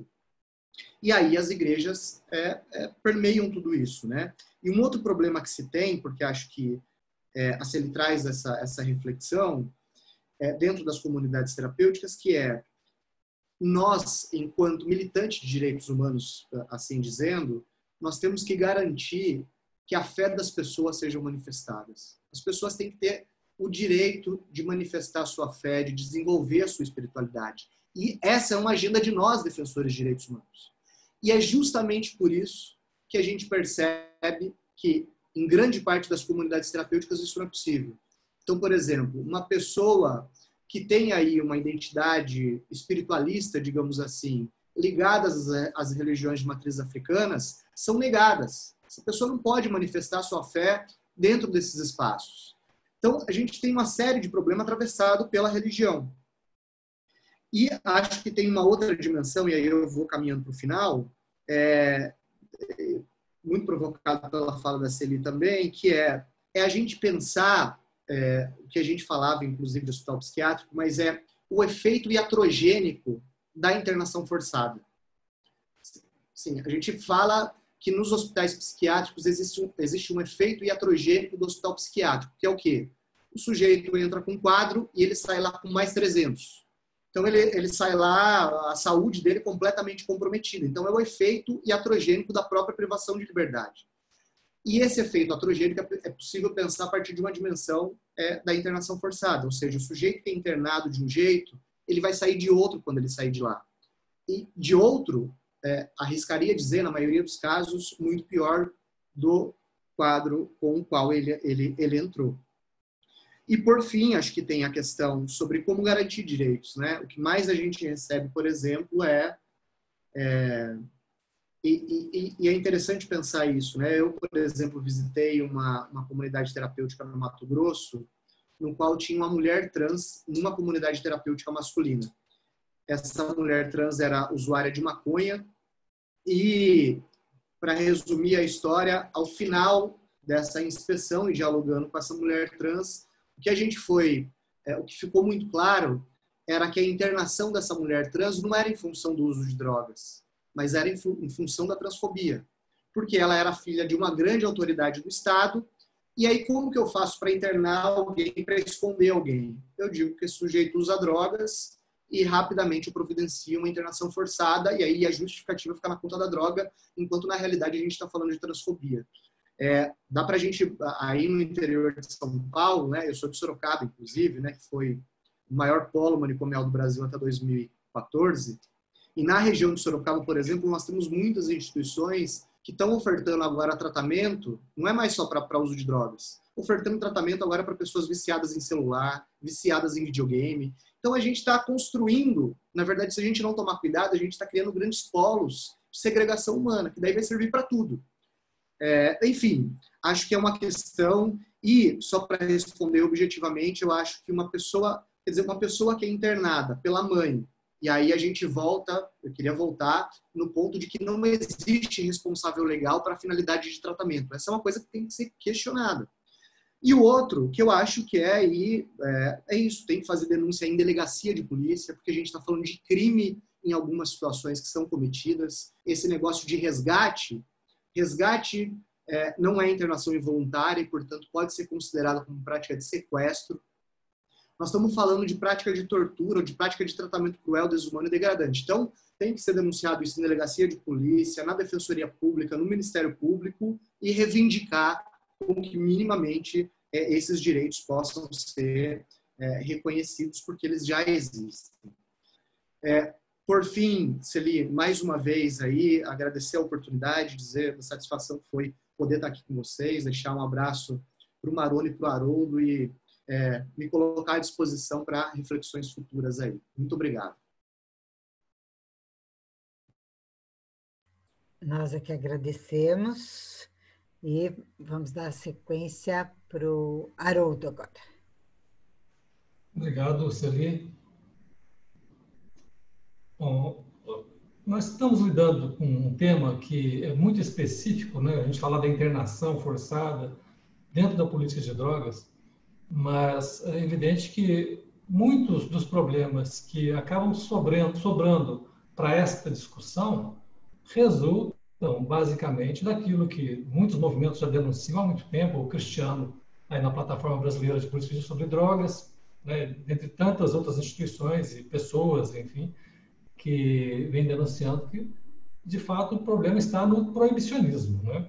O proibicionismo impede com que nós consigamos compreender o fenômeno do uso de drogas, e isso acaba fazendo com que a gente tenha que criar soluções que muitas vezes agravam o problema ao invés de funcionar como efeito mitigador daquilo que acontece. Como nós proibimos, então nós acabamos por impedir, como você mesmo lembrou, Celi, ou pelo menos dificultar políticas de redução de danos, né? O atual governo, inclusive, propõe muito mais ênfase na abstinência. Essa abstinência entrou na lei de drogas, né? E para isso, criou um instrumento, ou pelo menos definiu a comunidade terapêutica como o instrumento voltado para o alcance da abstinência. E, ao mesmo tempo, esse mesmo governo sucateia, promove políticas que vão sucateando os dispositivos da rede de atenção psicossocial que seriam aptos a lidar com redução de danos e com outros tipos de atendimento, fundamentalmente os CAPs, né? Nós temos um desenho da nossa rede de atenção psicossocial que é um desenho muito interessante, muito bom. Acontece que o sucateamento dessa rede tem sido sistemático, e isso impede com que nós tenhamos, então, como apresentar, muitas vezes, resultados. E, ao mesmo tempo, isso... E é bom registrar também isso, como o Lúcio lembrou, né, que isso não é deste governo, né, essa política de sucateamento desses equipamentos já vem de antes, né, porque há uma tendência para o que eu chamo de populismo manicomial, né. É muito mais fácil você defender a internação como solução para os problemas relacionados às drogas do que pensar esses problemas e apresentar soluções racionais, soluções que sejam discutidas com a academia, enfim, soluções que sejam possíveis dentro das políticas públicas. Então, a gente nega isso e simplesmente propõe a punição, o encarceramento ou a internação como soluções. Então, é um caminho autoritário. Então, nós estamos lidando com uma faceta desse caminho autoritário que acaba sendo buscado na condução dessas discussões. A Gabriela faz uma pergunta bem específica sobre irregularidade, a Gabriela Arima, né, que, inclusive, gentilmente nos orientou para chegar ao Zoom, enfim, para poder fazer esse evento aí. Ela fala das irregularidades, como responsabilizar as comunidades terapêuticas pelos abusos. Bom, eu acredito que não há muita dificuldade quanto a isso, né? Se houver um dano, e esse dano pode ser demonstrado, seja um dano material, seja um dano moral, esse dano pode ser demonstrado e cobrado civilmente. E se houver a prática de algum ilícito penal, como bem lembrou o Marona, em muitas situações, o aprisionamento, aliás, hoje o aprisionamento em comunidade terapêutica está proibido, né? A internação não é possível mais do ponto de vista legal em comunidade terapêutica. Então, não se pode, se isso está acontecendo, evidentemente que é uma responsabilidade aí a ser cobrada também no âmbito criminal. Você pergunta também, você faz a provocação, Celi, embora você obviamente conheça a resposta para essa provocação, como é que se faz internação num ambiente de pandemia? Evidentemente que isso é completamente irracional, né? Não faz sentido algum, né? Não é minimamente razoável, nem mesmo a prisão poderia estar sendo empregada com tanta ênfase como ainda vem sendo, né? Inclusive negando a própria validade ou a própria aplicabilidade das recomendações do Conselho Nacional de Justiça. Nem a prisão poderia estar sendo utilizada na intensidade que vem sendo utilizada, e muito menos, evidentemente, a internação psiquiátrica para fins de tratamento de dependência química. Mas é importante lembrar, e eu registro de novo, eu insisto de novo nesse ponto, que quando nós falamos de internação psiquiátrica para o tratamento do dependente químico, existe norma hoje, existe norma muito importante que pode orientar o defensor público, o promotor de justiça, enfim, o juiz de direito nas decisões, o próprio usuário, evidentemente, dos serviços, sobre os seus direitos, sobre como deve acontecer, caso necessário, essa internação, que deve ser sempre excepcional. O Marona voltou, em alguns momentos falou aí da questão dos manicômios judiciários, embora não seja esse o objeto, né, Marona? Mas você sempre faz questão de fazer as homenagens aqui ao Programa de Atenção Integral ao Louco Infrator aqui de Goiás. Eu fico muito honrado e isso me envaidece muito, porque é uma política instituída na Secretaria de Estado da Saúde aqui em Goiás, que mesmo para aquelas situações mais graves em que se relacionam com saúde mental, ou seja, aquela situação em que o indivíduo com transtorno mental praticou um crime, mesmo nesta hipótese, mesmo que seja um crime grave, aqui em Goiás, esse indivíduo não vai ser asilado em manicômio judiciário. Ele vai ser inserido na rede de atenção psicossocial. Então, isso é um fator determinante para lidar com a política de atenção em saúde mental. E, óbvio, se nós temos, para os casos mais severos que se relacionam com saúde mental, a liberdade como resposta, o que dizer dos casos menos graves, como, por exemplo, a dependência química? Evidentemente que a internação asilar ela está proibida, né, desde 2001, e no caso da internação propriamente dita, aquela que é possível, ainda assim, deve ser excepcional, porque, como disse Lúcio com muita propriedade, a internação, quando aplicada, acaba por quebrar, muitas vezes, aqueles vínculos familiares, aqueles vínculos sociais que ainda existem entre o indivíduo e sua família, enfim, aquele contexto em que ele vive. Então, é preciso evitar. É preciso, como lembrou Celi lá, comentando a visita do pessoal do exterior, é preciso amparar exatamente essas pessoas, porque são elas as que mais precisam de amparo. Enfim, e nessa questão, e ainda sobre essa questão do sucateamento das políticas de atenção em saúde mental, eu faço questão de registrar aqui, Lúcio conhece bem essa discussão que vem acontecendo, a única política de atenção em saúde mental voltada para a desinstitucionalização das pessoas que hoje estão em manicômios judiciários, a única política que existia é a política que prevê equipes multidisciplinares voltadas para fazer esse trabalho de desinstitucionalização. E o Ministério da Saúde financiava essas equipes. E em alguns estados, como por exemplo, faço questão de registrar aqui no Piauí, essas equipes foram capazes de fazer fechar o manicômio judiciário de Teresina. E essa política foi simplesmente extinguida por ato do atual general da saúde. Não é?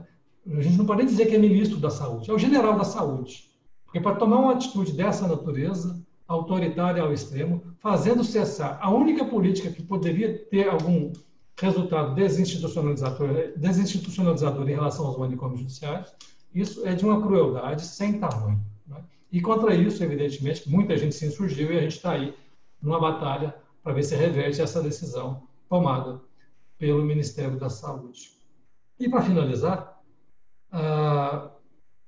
a gente, voltando a pensar a questão maior, né, que acaba se projetando sobre todos os assuntos que se relacionam com drogas, é a questão da política de guerra e o proibicionismo. Né? Foi falado, embora muito rapidamente por algumas pessoas aqui, você mesmo lembrou, eu acredito, Celi, dessa utilização das internações como um dispositivo também que se orienta pelo racismo. Né? Na realidade, a guerra contra as drogas é uma guerra que instrumentaliza o racismo. Nós temos, então, a partir do proibicionismo, nós temos jurisprudências que permitem ao policial, sob a mera suspeita do consumo de drogas dentro de uma residência, o que vai acontecer, obviamente, somente lá no morro, né, não no condomínio fechado, e esse policial pode chutar a porta e, enfim, fazer uma prisão em flagrante, invadindo a casa de pessoas, pela simples suspeita. Né? Então, isso vai se dar contra quem? Basicamente, contra essa população periférica, pobre e predominantemente negra. Então, nós temos um dispositivo legal que instrumentaliza o racismo, que vai se projetar no encarceramento em massa, que é o que nós temos hoje, né, uma população carcerária absurdamente alta, né? E nesse aspecto, isso não é mérito só do governo Bolsonaro, né? Eu tenho aqui, basta você lembrar, por exemplo, dos governos do PT, que pretensamente seriam defensores de direitos mais ligados, mais relacionados aos direitos humanos, e de fato, em alguns aspectos, a gente deve reconhecer que sim, houve políticas avançadas, mas na questão carcerária, em 2002, o Brasil tinha cerca de 200 mil prisioneiros, em 2002. O Dilma Rousseff foi removida do poder por um golpe de Estado em 2016 e com mais de 600 mil prisioneiros. Então, houve um acréscimo brutal na população carcerária, mesmo num governo, em tese, que se relaciona com os movimentos de defesa dos direitos humanos. Então, é preciso questionar isso aí, porque isso, de fato, expressa não só os equívocos do proibicionismo, mas que também esses equívocos somente têm servido para instrumentalizar políticas racistas, né? Políticas que não condizem com o Estado democrático de direito. E é nesse sentido do Estado democrático de direito que nós precisamos avançar. Então, pensar todas essas questões a partir de premissas que são fundamento do nosso país enquanto um país democrático, se é que a gente ainda pode afirmar isso neste momento, mas pelo menos formalmente ainda é possível a gente poder fazer essa afirmação, mas a partir do respeito às premissas fundamentais de um regime democrático, é que nós poderemos avançar também nessas políticas de drogas. Obrigado mais uma vez, Celi, obrigado, Lúcio e Marona, pela companhia, e a todos os participantes do evento aí mais uma vez. Até a próxima, e que todos sobrevivam a essa pandemia e que todos se sintam abraçados, né? Porque o abraço está difícil ultimamente, né? Eu acho que a gente está um pouco carente desse abraço, que vocês todos se sintam abraçados, mesmo que à distância.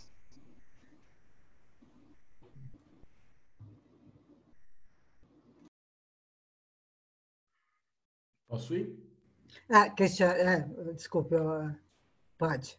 Então, bom, eu queria dizer que participar dessa conversa aqui foi um grande prazer, reencontrar a Celi, reencontrar o Lúcio, o Haroldo, pessoas que eu admiro, respeito e com quem a gente vem caminhando junto há bastante tempo, né? Eu acho que, enfim, sobre o tema que era objeto da nossa conversa aqui, tudo já foi dito. Eu só queria fazer uma observação na linha do que o Haroldo mencionou. Nos Estados Unidos, né, a morte do George Floyd, de uma pessoa negra por um policial branco, tem tudo a ver com a guerra às drogas, tem tudo a ver com a ascensão do fascismo e tem tudo a ver com esse modelo neoliberal em que o papel do Estado é muito reduzido, em que tudo é privatizado, né? Inclusive a prisão, inclusive o confinamento de pessoas dependentes de drogas. E que a pandemia ela está nos dando uma oportunidade talvez inédita, né? Uma oportunidade em muitas gerações da gente repensar os nossos horizontes e até as nossas utopias, né? E quando a gente observa, por exemplo, o que aconteceu em Goiás, com a criação de um programa voltado para pessoas que praticaram crimes e que foram consideradas inimputáveis ou semi-imputáveis, a gente percebe que é possível, mesmo diante das grandes dificuldades, encontrar um caminho para progredir, né? Então, nesse momento em que a gente está vendo essa pandemia, a gente está vendo também uma oportunidade de repensar as oportunidades, né?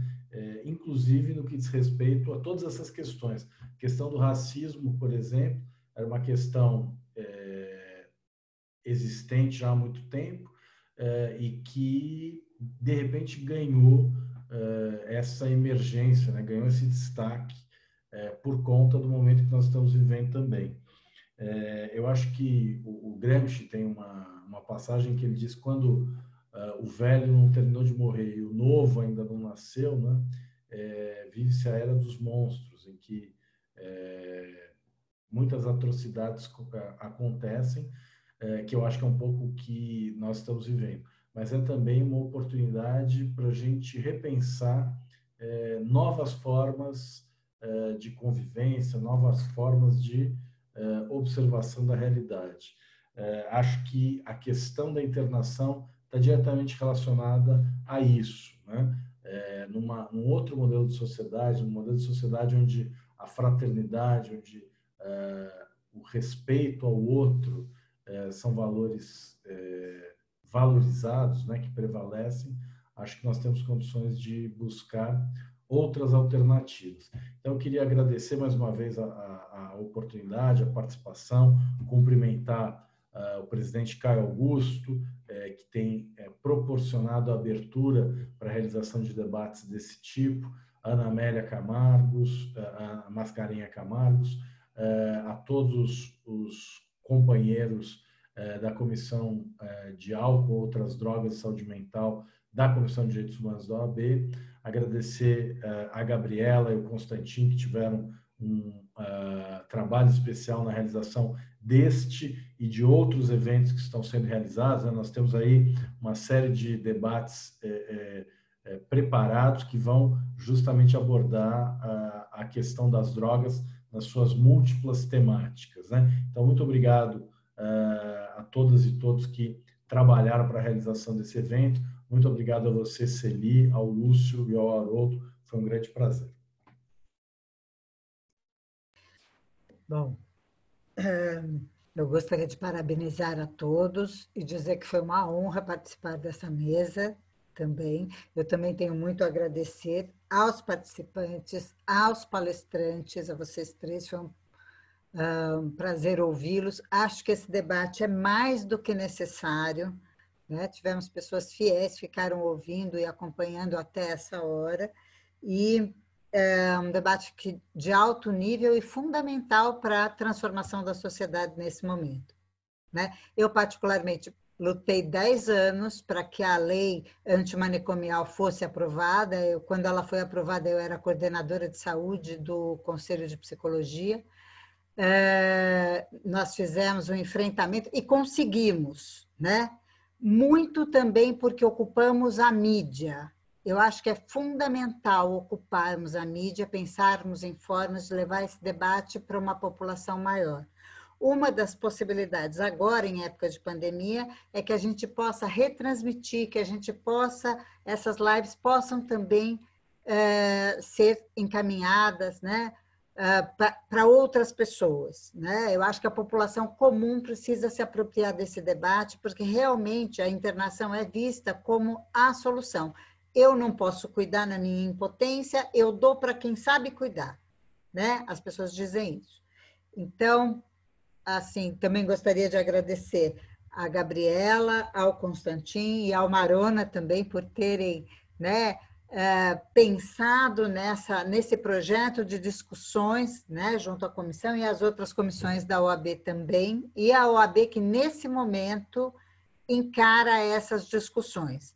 É verdade, eu concordo com o Lúcio, que, assim, em outros momentos, por exemplo, o Conselho de Medicina, com outras gestões, tinham outras posturas, e agora a Associação Brasileira de Psiquiatria e o Conselho de Medicina se omitem frente a muitas questões arbitrárias, né? Também gostaria de agradecer à Plataforma Brasileira de Política de Drogas, que apoia esse debate, esse evento, né? E que tem colaborado muitíssimo com a produção de material, com as discussões no Brasil inteiro. Foi um prazer estar com vocês e agradeço muitíssimo aos participantes que estão aqui até agora e boa noite. Tchau.